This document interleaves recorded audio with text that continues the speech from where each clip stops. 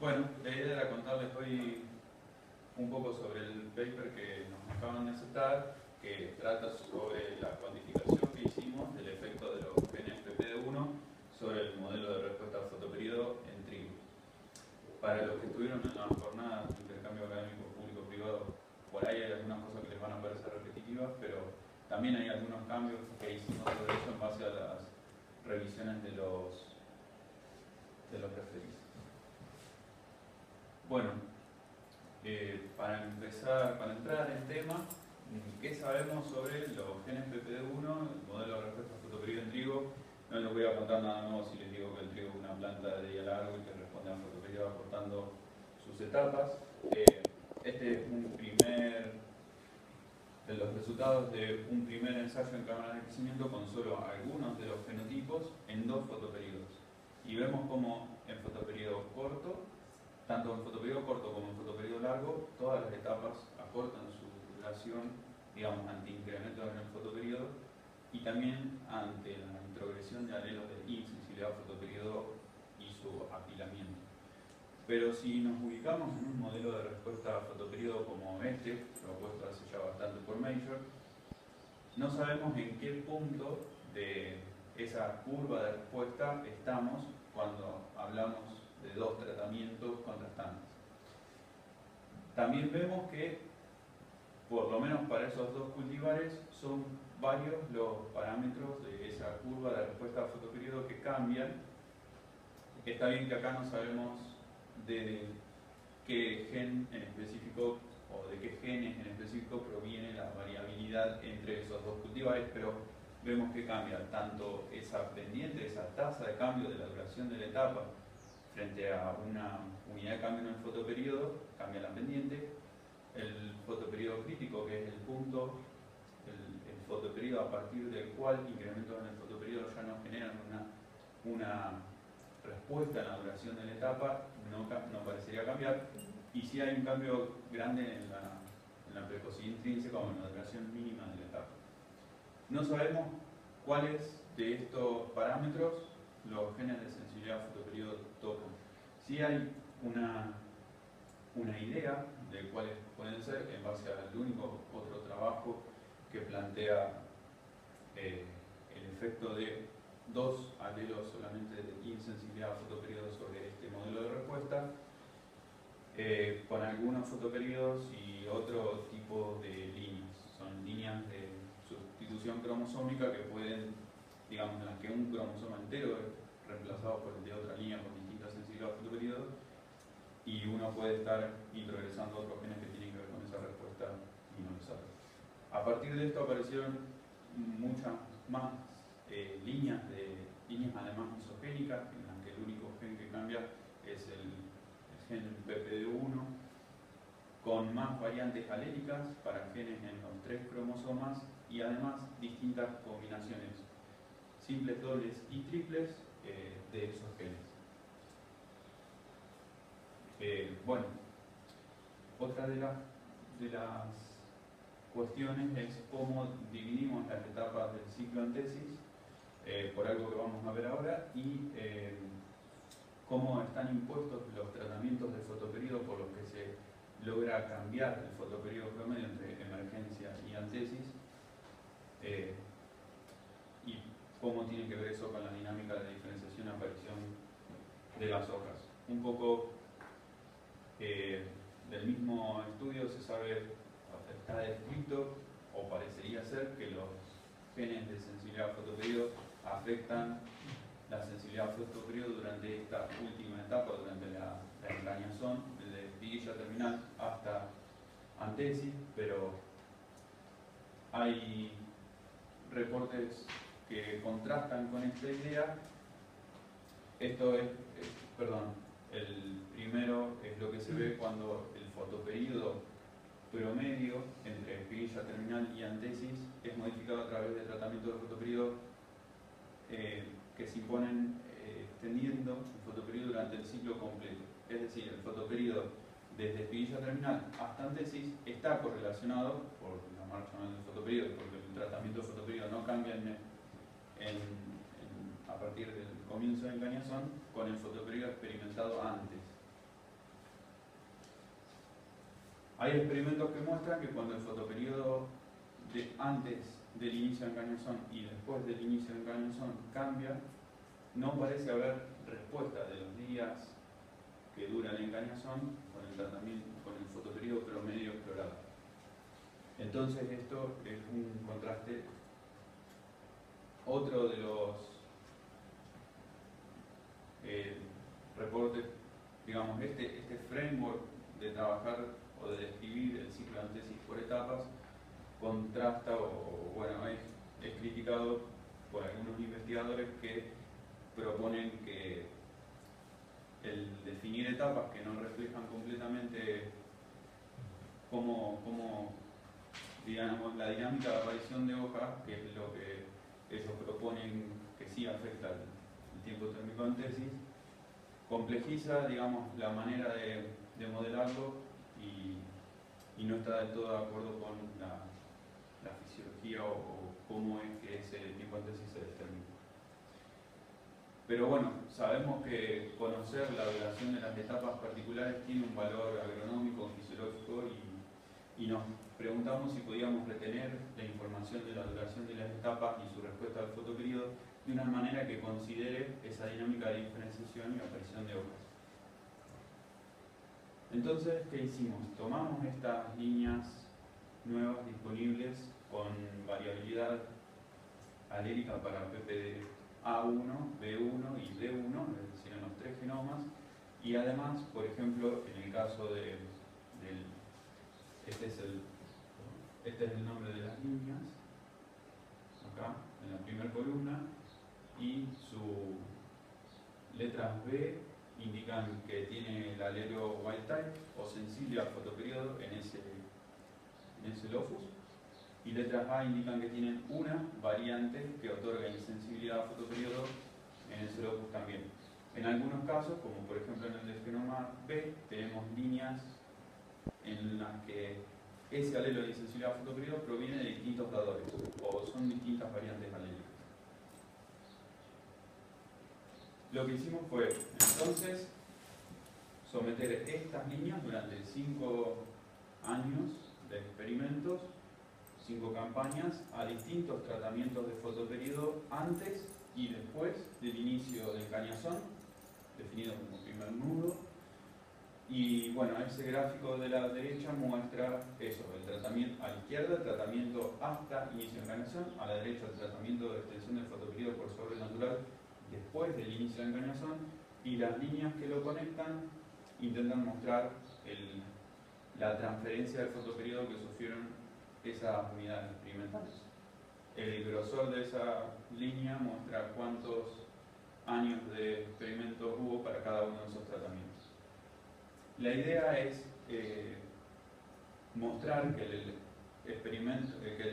fotoperiodo experimentado durante el engañosón fue independiente al experimentado antes en alguno de esos tratamientos por lo menos.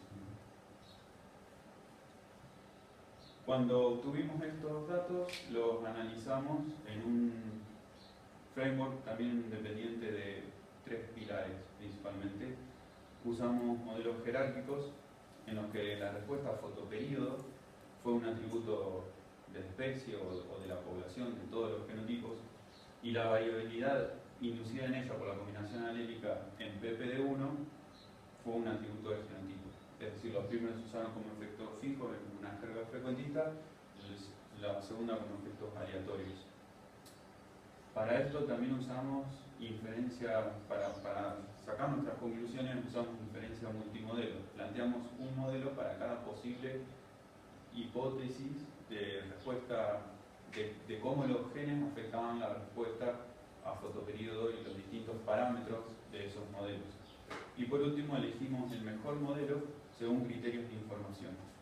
Y eso nos permite seleccionar los modelos según la habilidad predictiva, haciendo un balance entre la complejidad, o sea, la cantidad de parámetros, y la bondad de ajuste, por cuán bien explicamos esos datos con ese modelo. Y esto nos permite también comparar modelos muy distintos, como resultan de proponer que los genes afectan uno u otro parámetro. No necesariamente tienen que ser modelos anidados o relacionados. El modelo que seleccionamos fue este o del que se muestra este ajuste.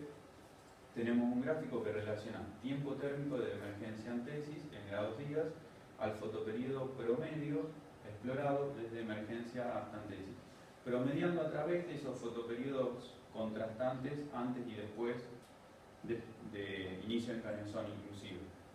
Y obtenemos este abanico. Lo que se ven son ajustes de distinto color según las líneas isogénicas, y se ve con mayor pendiente, o se ve que los alelos PPD1A, digamos, afectaron, redujeron la sensibilidad a fotoperíodo, pero no afectaron ni el fotoperíodo umbral ni la precocidad intrínseca. Además, se ve que los distintos alelos PPD1A y su triple combinación en amarillo abajo de todo otorgaron distinto nivel de insensibilidad. Los ajustes son la media del ajuste y el intervalo que dirá el 90%. Se ve cómo no se tocan. Por eso decimos que... Bueno, esto es un poco lo que decía recién. Comparando a las tres líneas isogénicas, que son las del medio, con un solo alelo de insensibilidad, con su triple apilado, que es la línea y los puntos amarillos que están abajo de todo, vemos que el efecto de apilar esos tres alelos de insensibilidad no fue aditivo. Esto, sino que dependió, digamos, sobre el efecto individual de qué alelo lo comparamos.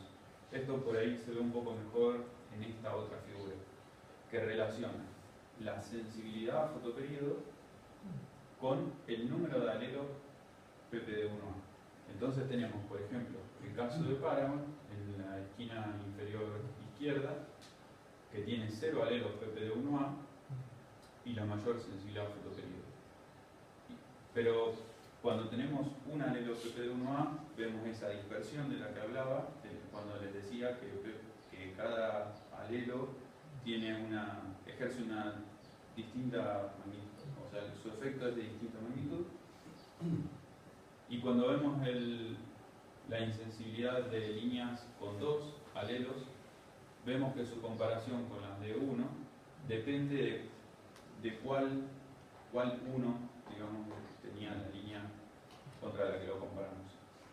Para 3 ya prácticamente no hay un efecto aditivo por sobre las de 2. Cuando pasamos al modelo multivariado, es decir, que consideró la duración de cada una de las etapas particulares del ciclo en tesis definidas como de emergencia a inicio de encañazón, de inicio de encañazón hasta hoja bandera y de hoja bandera hasta en tesis, cada una en cada uno de esos cuadrados, y las relacionamos con el fotoperíodo promedio explorado durante cada una de esas etapas. Esto es lo que veíamos en la primera versión del paper. Vemos que la respuesta al fotoperíodo de cada una de las etapas fue distinta, y a su vez la única etapa durante la cual los alelos afectaron la sensibilidad a fotoperíodo como la pendiente, la tasa de cambio, fue la primera, de emergencia a inicio de encañazón. Sí afectaron los alelos, por ejemplo, la duración de la etapa de inicio de encañazón a hoja bandera, y eso lo relacionábamos con la sensibilidad a fotoperíodo durante la primera etapa.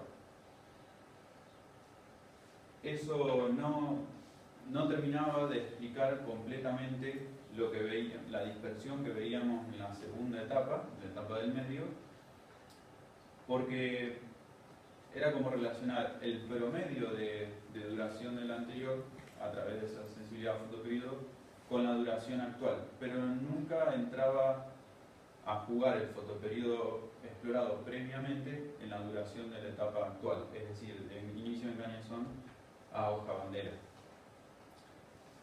Para corregir eso, que es lo que marco acá con el rectángulo rojo, pasamos a definirlo de esta manera,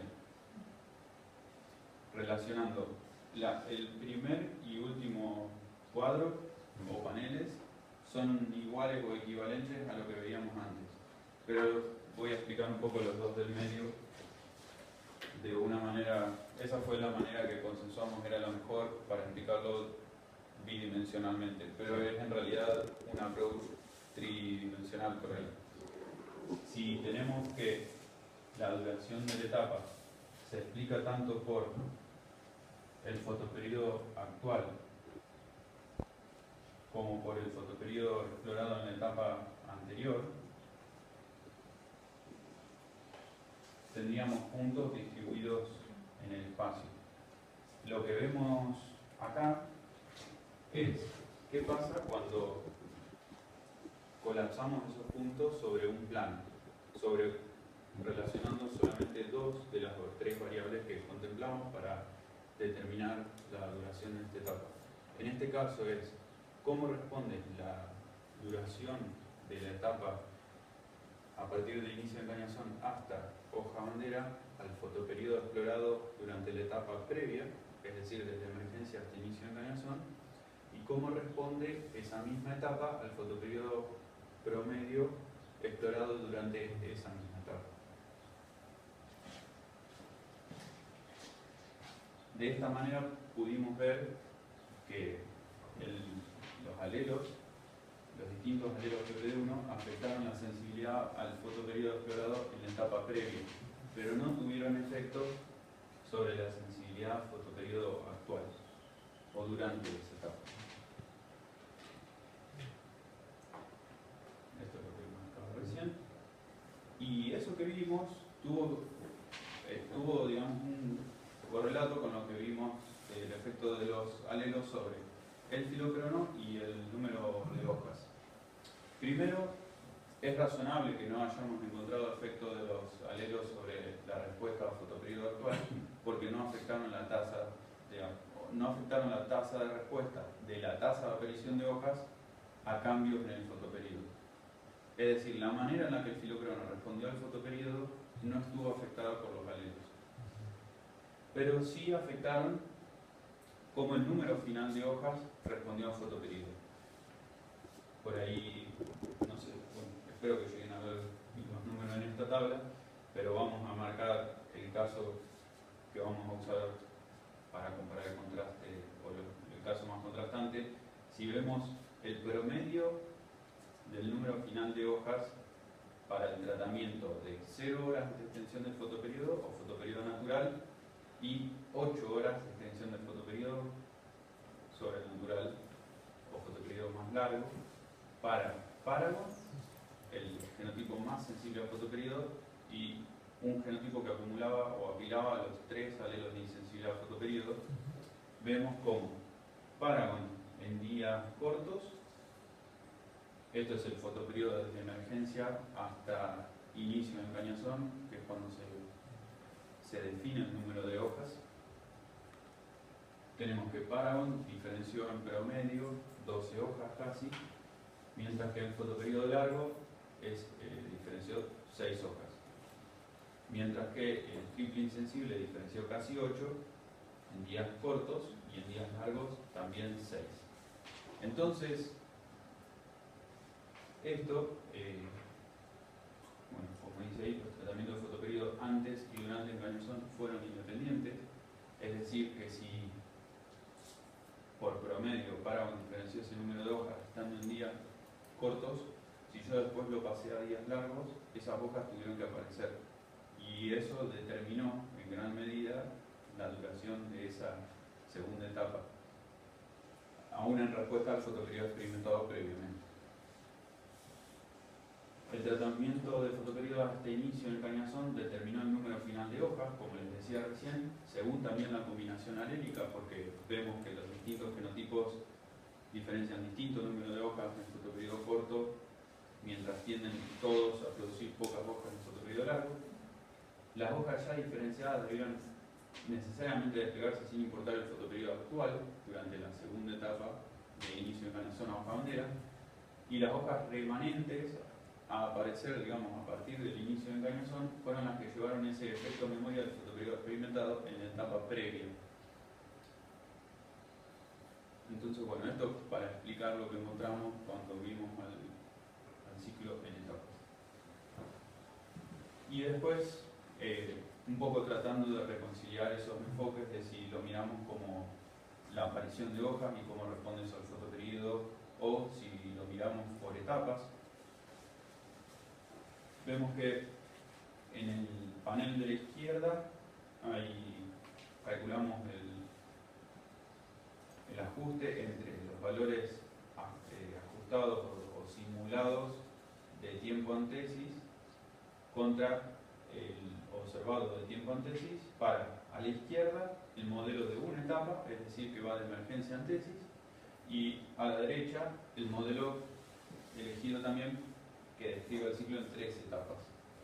Y vemos que el RMC, por ejemplo, como una medida de bondad ajuste, cambia de 107 grados día a 101 grados día en el error de la estimación de antesis. Entonces, vemos que modelar el ciclo por etapas no afecta a la predicción de antesis y nos permite retener información importante de cuánto duró cada etapa. Eso es si las etapas que definimos están pensadas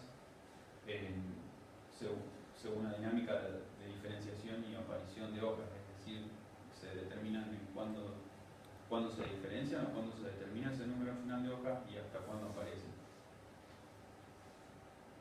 Entonces, bueno, a manera de conclusiones, podemos decir que las distintas etapas pre-antesis respondieron de manera distinta al fotoperiodo primero y que la combinación alérica para PPD1 condicionó su respuesta después.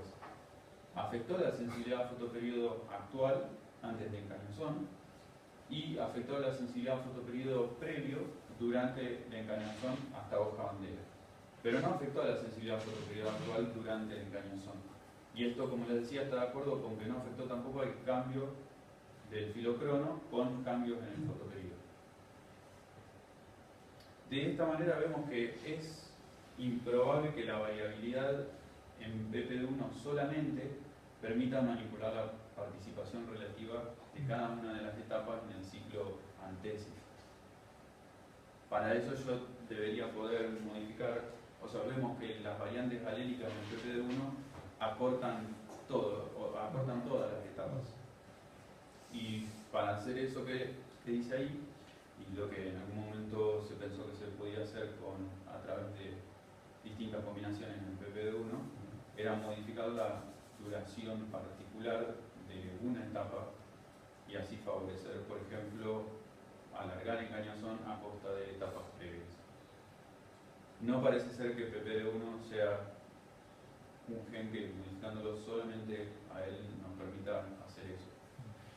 Sí, por ejemplo, digamos, tenemos que tener en cuenta que en ese gráfico, por ejemplo, que mostraba de Major, parece haber variabilidad para todos los parámetros de la curva que describe la respuesta al fotoperiodo. Entonces podría haber otros genes que condicionan la respuesta del filocrono